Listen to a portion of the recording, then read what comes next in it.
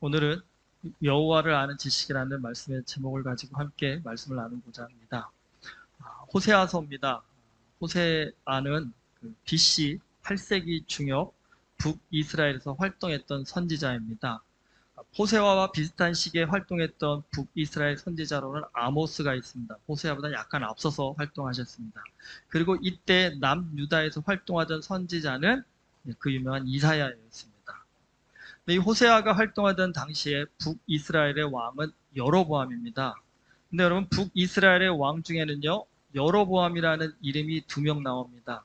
그러니까 북이스라엘의 초대 왕이 여로보암이었고, 호세아 선지자가 활동하던 당시의 왕이 여로보암입니다.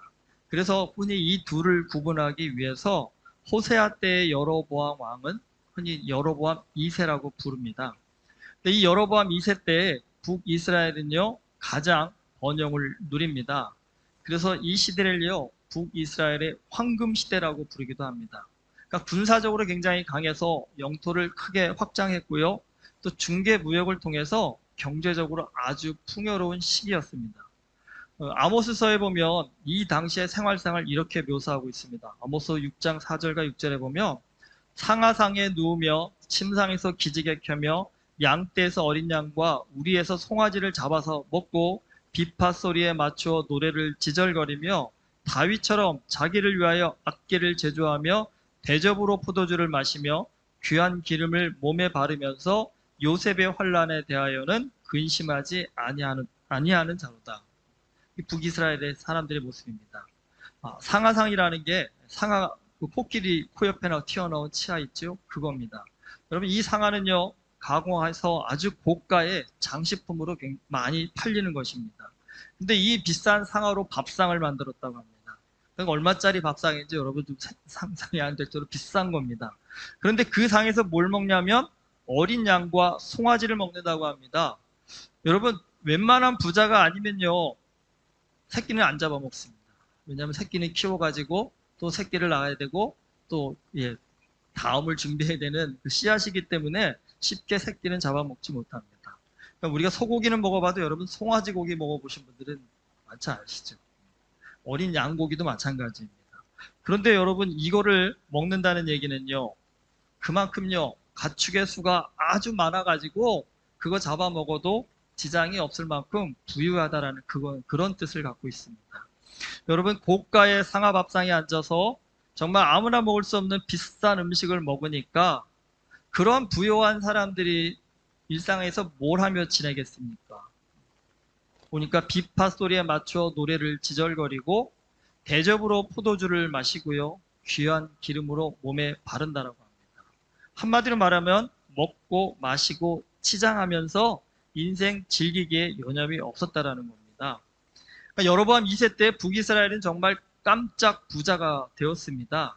그런데 여러분, 그 북이스라엘의 역사가 지금 한 150년 정도 흘러온 세월입니다. 지금 여로보암 2세 때가. 근데 이 북이스라엘은요, 그 여로보암 2세 이전까지는요, 정말 한마디로 표현하면 거지 같은 생활을 하던 나라였습니다.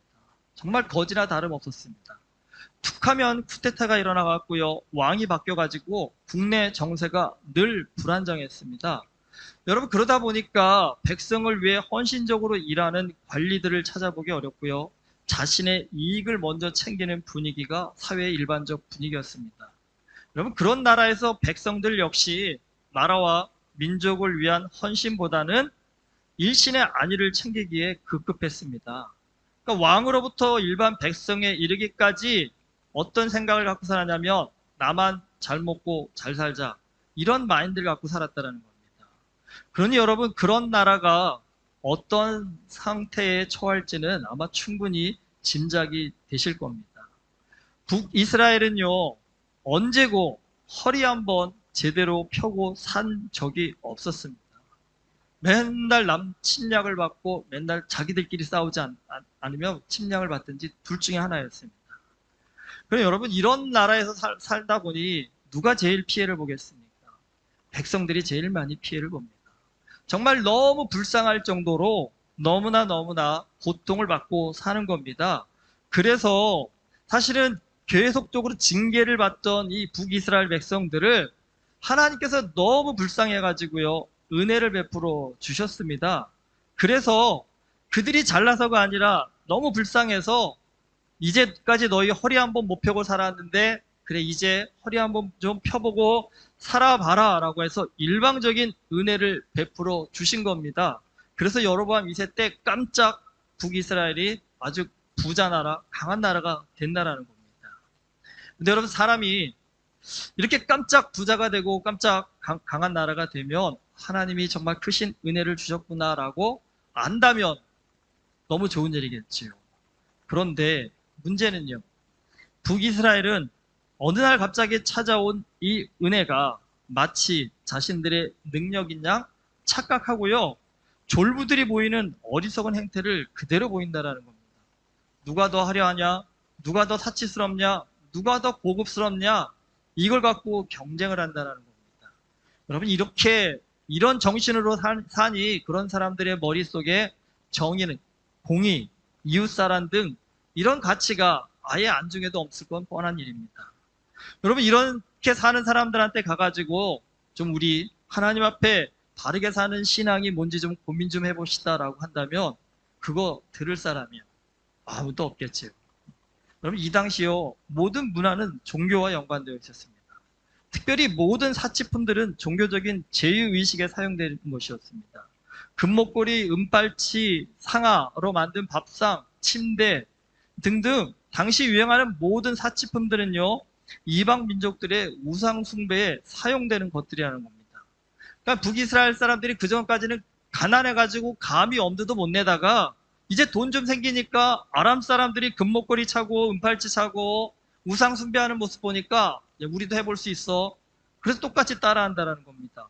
아수르 사람들이 상하밥상에서 밥을 먹고 금 침대에 누워있는 모습을 보면서 너무 부러워하기만 했는데 이제 돈 좀 생기니까 거기에 좀 자기들도 그렇게 살아보고 싶어서 그것 그대로 따라하는 겁니다. 근데 여러분, 그것만 갖다 놓고 밥만 먹으면 좋은데 뭔 생각이 있어요? 이 사람들은 거기서 뭘 하지? 그것까지 유심히 본 겁니다. 그러니까 그들이 거기서 하는 행위, 다 우상숭배 행위들이었거든요. 그걸 그대로 따라했다라는 겁니다. 그러니까 하나님 보시기엔 좀 안타까우시죠? 하도 불쌍해가지고 먹고 살게 해줬더니 이제는요, 우상숭배에 빠져가지고 온갖 유흥과 향락을 즐기는 그 모습이 여러분 어떠실 것 같으세요? 혀를 끌끌 찰 만한, 참 안타깝다 할 만한 그런 상황이 아닐까 싶습니다. 호세아가 이런 시대에 하나님께로부터 사명을 받습니다. 그러니까 세상 즐거움에 푹 빠진 그 북이스라엘을 향해서 정신 차리라고, 그 말을 전하라고 호세아가 사명을 받는다는 겁니다. 여러분, 이게 쉬울까요? 차라리 목회자는 진짜 어려운 시절에 목회하는 게 더 나은 것 같습니다. 잘 먹고 잘 사는 시절에는 목회하기가 쉽지 않더라고요. 왜요? 즐거운 게 너무 많으니까 듣지를 않잖아요. 근데 어려운 시절에는 말하지 않아도 힘드니까, 어려우니까 새벽이고 밤이고 교회 와서 기도하시고 말씀 보고 하나님 도와달라고 부르짖는데 먹고 살만해지면 어떠세요? 아유, 오늘 바빠서 못 갑니다. 오늘 어디 여행 가야 되고 뭐 해야 되고 뭐에 대해서 못 갑니다라고 하니 예배 좀 나오십시오 해도요, 목사님이랑 열심히 드십시오 하지 본인들이 안 들으시잖아요. 이 호세아가 비슷한 식입니다. 여러분, 맨날 술에 취해가지고요, 난 술 없이는 못 삽니다 라는 사람에게 가서 복음 전하라는 겁니다.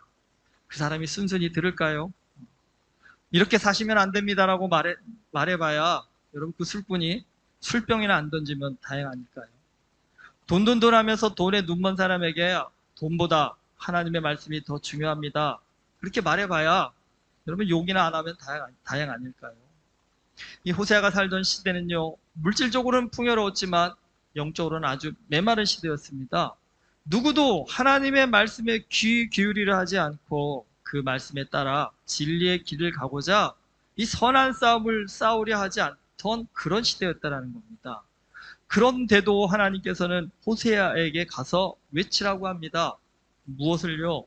지금 이런 영적 상태로는 오래 갈 수 없다. 너희 곧 심판을 받게 될 거다라는 그런 말입니다. 여러분, 들어야 할 말을 듣는다면 그 사람은 굉장히 지혜로운 사람입니다. 하지만 우리 인생을 좀 돌아보시면 문제는 어디에 있나요? 항상 들어야 할 말은 안 듣고 듣지 말아야 할 말은 또 어때요? 기가 막히게 잘 듣지 않으시나요? 사실 북이스라엘은요, 언제고 하나님의 말씀을 들은 적이 없는 나라였어요. 남유다에는 그래도 하나님의 말씀에 따라 나라를 통치하려는 선한 왕들이 좀 있었습니다. 하지만 북이스라엘의 왕들은 하나같이 악한 왕들만 있었습니다. 그러니까 거의 200년 가까이 그렇게 살아왔습니다.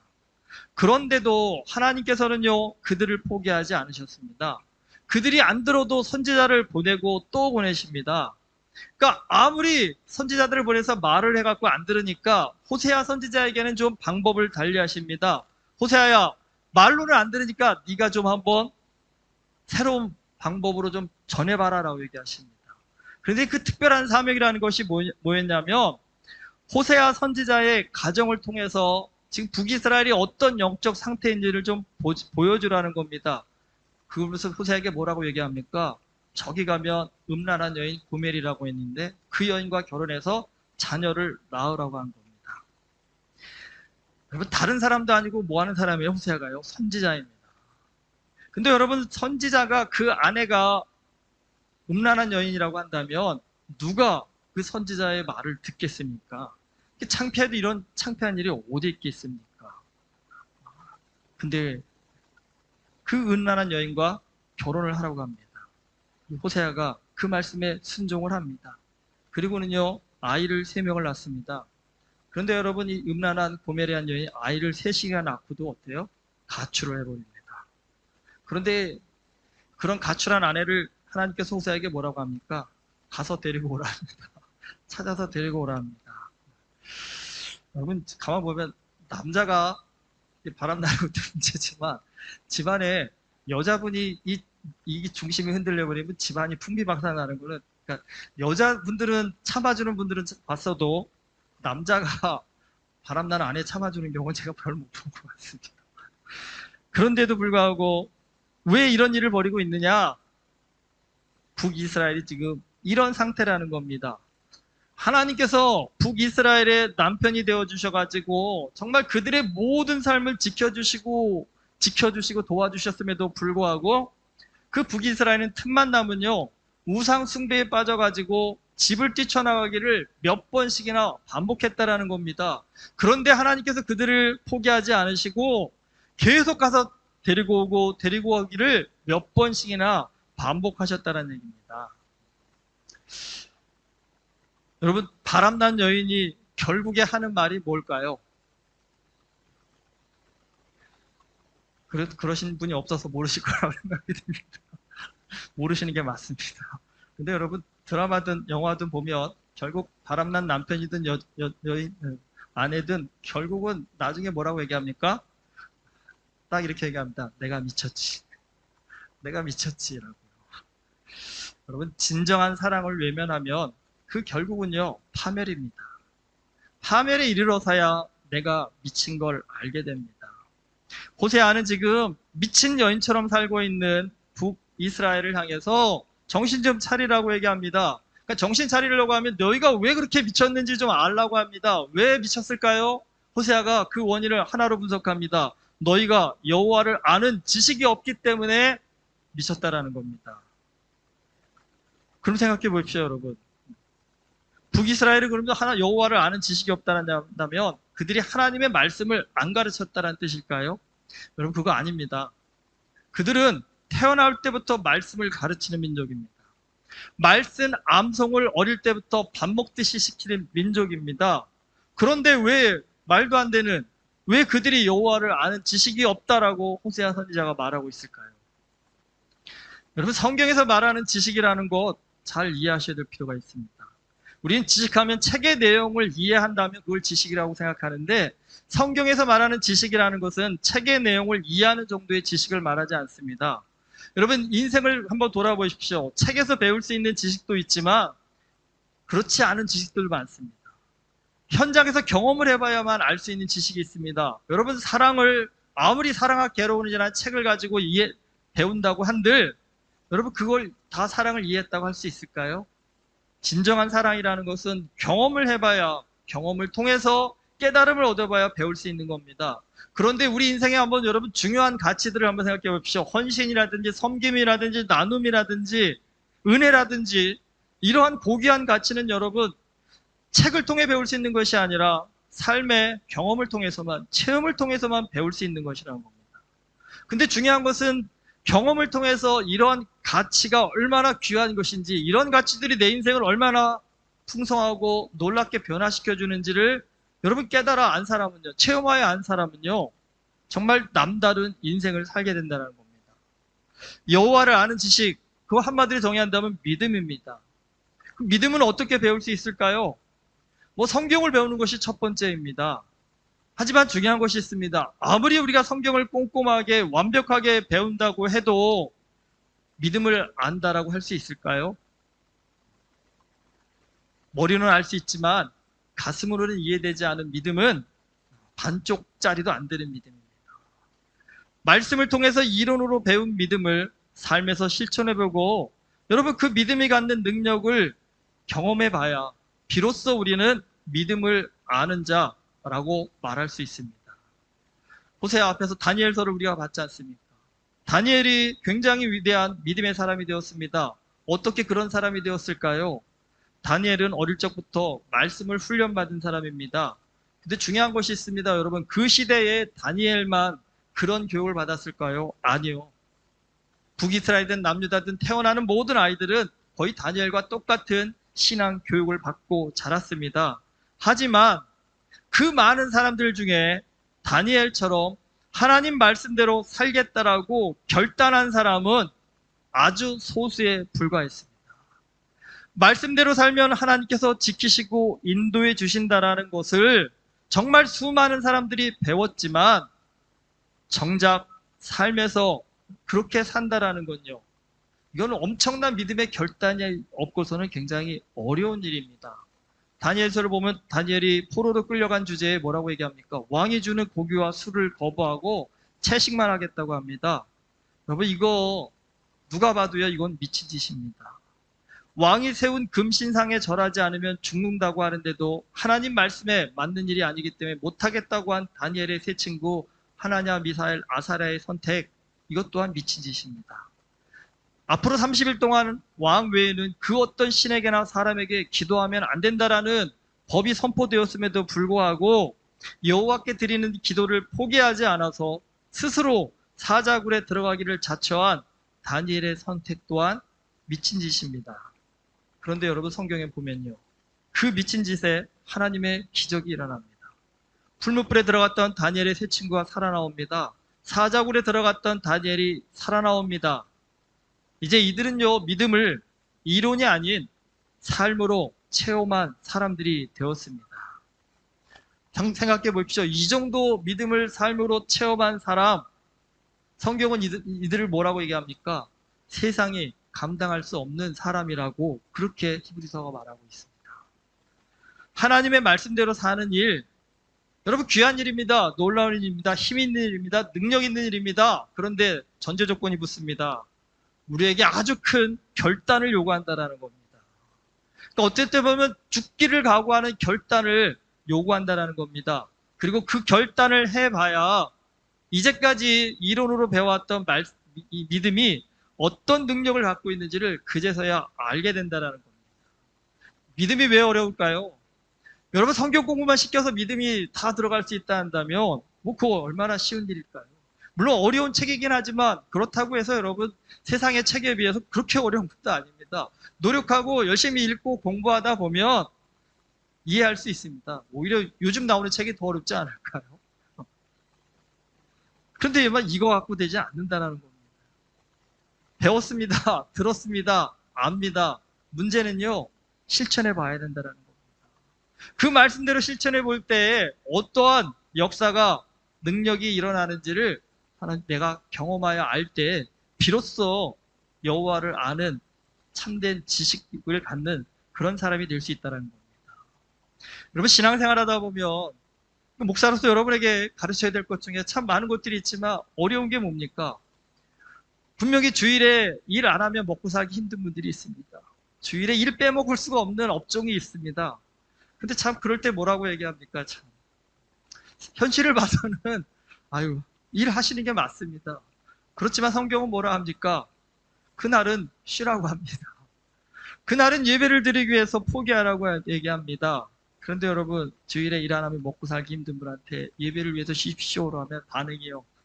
아이고야, 아이고야, 아이고야죠, 아이고야. 또 뭐 어려우신 게 뭡니까, 여러분? 지금 버는 돈 갖고 사는 것도 빠듯한데 뭐라고 얘기합니까? 11조 하랍니까? 답이 뭡니까? 아이고야. 또 자녀를 키우는 부모들에게는요, 학교 공부 좀 잘 시키고 싶은 게 모든 부모의 욕심이지 않습니까? 뭐 여기저기 학원도 보내고 공부 튜터도 붙이고 싶은데 성경은 뭐라고 얘기합니까? 세상에서 배우는 그 지식보다 뭐가 더 우선이라고요? 하나님의 말씀을 배우는 것이, 하나님의 가치를 배우는 것이 우선이다라고 얘기한다면 반응이 또 뭘까요? 아이고야, 목사님 아는데 지금 다른 애들은 지금 학원을 몇 개를 다니고 튜터를 몇 개를 하고 공부를 얼마큼 하는데 우리 애만 놀릴 수 없지 않습니까? 제가 드리는 말씀 놀리라는 얘기 아닙니다. 엄마 아빠가 끼고 뭐 가르치라고요? 좀 말씀 가르치시라고요. 학원 10개 보내야 된다면 뭐 다 포기하라는 말씀 아닙니다. 5개만 보내시고요. 5가지는 좀 하나님의 말씀으로 좀 채워보시라고요. 그 아이의 영혼의 마음의 생각에 하나님 나라가 우선이다라는 것, 하나님의 뜻을 따라 사는 것이 우선이라는 이 사실을 좀 가르치고 아이에게 권면하라는 얘기겠지요. 네, 여러분 이것뿐일까요? 정말 믿음으로 살려면요, 우리 삶에서 아이고야 할 일들이 정말 많습니다. 근데 참 중요한 것이 있습니다. 안 될 것 같은데요. 힘들 것 같은데요. 어려울 것 같은데요. 근데 여러분 진짜 결단하고 해보시면요, 힘들고 안 되고 어려운 그것들이요, 해결되어진다는 거예요. 하나님의 더 크신 축복으로 임재하게 된다는 겁니다. 여러분 우리 인생 살면서 대부분 어려운 문제가 생길 때마다 뭘 탓하십니까? 시간이 없고 돈이 없고 우리 아이가 참 문제다라는 상황 때문에 내가 힘들다는 생각들을 많이 하시지만 여러분 믿음으로 살아보면 우리 인생의 문제의 근본적 원인은 상황이 아닙니다. 마음입니다. 마음. 내 마음의 그릇이 지금 내가 갖고 있는 이 시간과 돈과 자녀에 매여 있기 때문에 이걸 감당할 만큼 크지 못하기 때문에 어렵고 힘든 것이지요. 여러분 내가 믿음으로 마음의 그릇을 넓히시고 키우시면 고민스러운 그 모든 것들 다 누구에게요? 하나님께 맡기고 나는요 오히려 담대하고 여유 있는 삶을 살 수 있는 그런 능력자가 된다는 사실입니다. 북이스라엘 200년 조금 넘는 역사를 가졌지만 하나님 믿는 사람들이었습니다.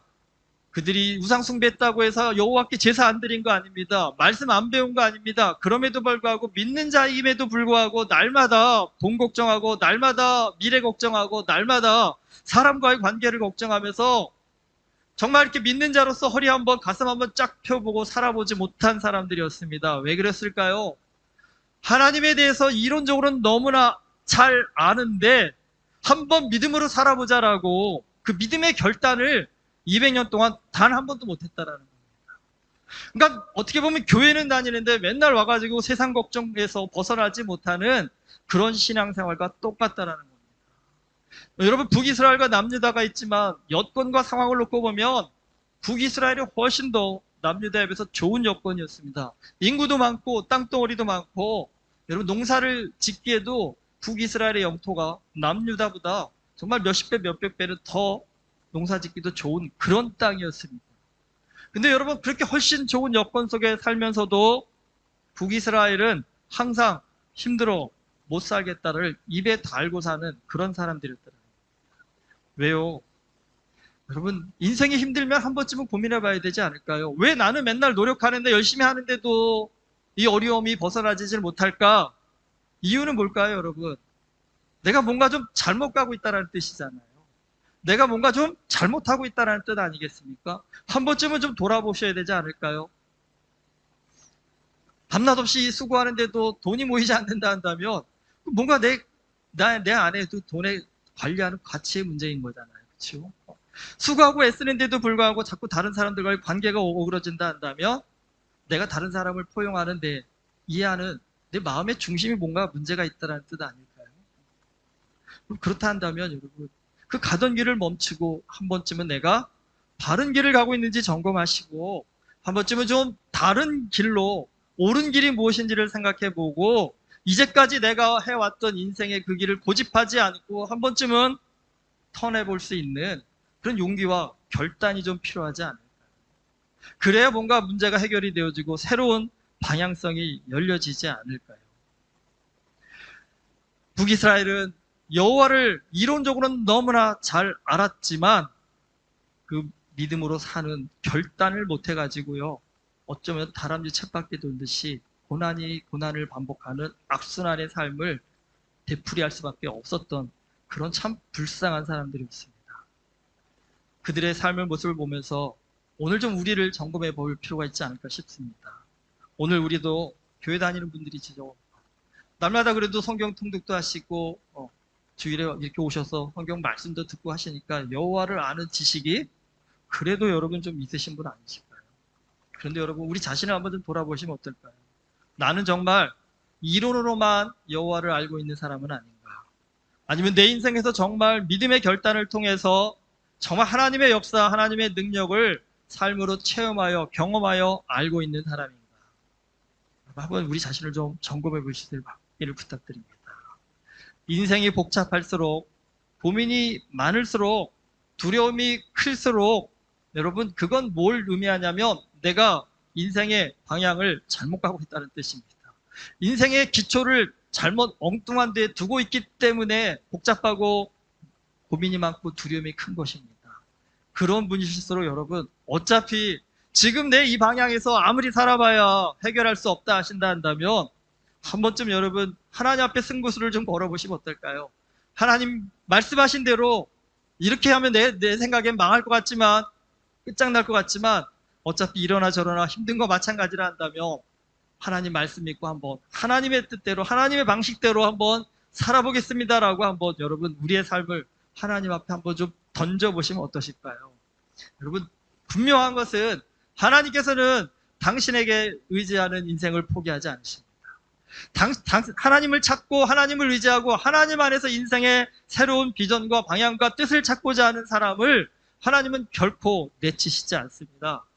여러분 그렇게 결단하시고 하나님 앞에 승부수를 걸어보시면 아마 내가 이제까지 꿈꿔보지도 못했던 상상하지도 못했던 놀라운 인생의 변화가 우리의 삶 가운데 이루어질 줄 믿습니다.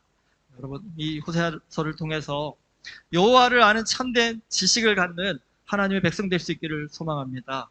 내 생각과 가치와 고집을 좀 버리시고 하나님의 뜻대로 살기 위한 믿음의 결단을 통해서요 정말 우리의 삶이 주 안에서 풍성하고 능력 있고 복된 인생이 될 수 있기를 주님의 이름으로 축원합니다. 기도하시겠습니다. 하나님을 잘 믿으면 믿음을 갖기만 한다면 우리의 삶은 변화됩니다. 그러나 주님 그 믿음의 결단을 하기가 참 어렵습니다. 이것 때문에 저것 때문에 고민만 하다가 우리의 인생이 그냥 끝날 때가 너무나 많습니다. 오늘 호세아를 통해서 북이스라엘 백성들의 그 안타까운 삶을 되돌아봅니다. 주님 우리에게 믿음의 결단할 수 있는 용기를 허락하여 주시옵소서. 하나님께 모든 것을 걸고 하나님께 모든 소망을 두고 우리의 삶을 하나님의 뜻대로 살아가고자 하는 하나님 영적 결단이 있게 하여 주시옵시사. 우리 모두의 삶이 믿음 안에서 놀랍고 풍성하고 능력 있는 그리스도인의 삶이 될 수 있도록 은혜를 허락하여 주시옵소서. 예수 그리스도 이름으로 기도드립니다. 아멘.